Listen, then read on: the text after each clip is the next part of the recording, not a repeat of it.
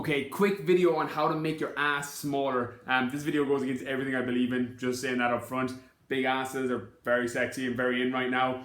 But I was asked the question, how can you reduce the size of your glutes or make your ass smaller?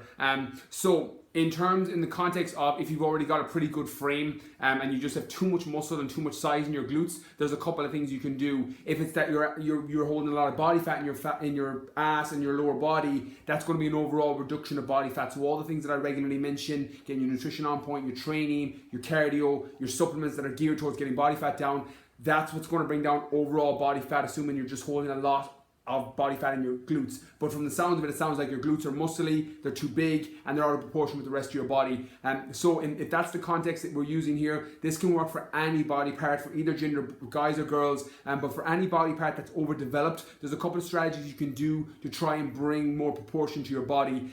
So what I would recommend you do first is scale back the amount of training you're doing on your glutes. So for example, if you're training them once a week, scale that back to once every 2 weeks or once even every 3 weeks, so that you're not getting that much hypertrophy or any stimulation to that muscle that's going to make it build bigger. You nearly want to do the reverse of everything and atrophy the muscle that would normally build lean muscle tissue. So your 8 to 10 rep range, eating enough calories, eating enough protein and amino acids to support the muscle growth.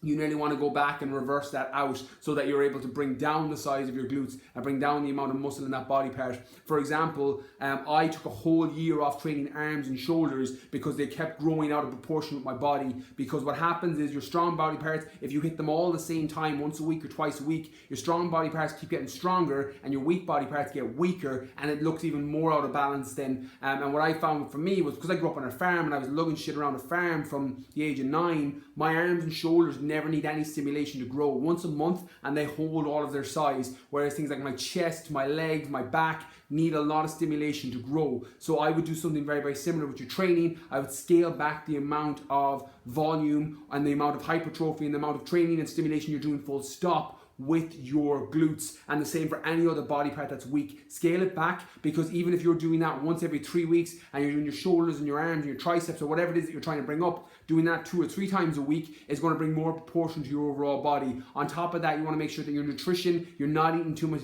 calories, your protein isn't too high so that you're repairing that tissue. However, as long as you're not training and stimulating that muscle, it shouldn't grow any bigger and grow out of proportion with the rest of your body. But a side note, big asses are sexy, so my vote is keep it, but there's a strategic way to bring down the stimulation and bring down the size of any body part that's overpowering the rest of your body. So I hope that helps.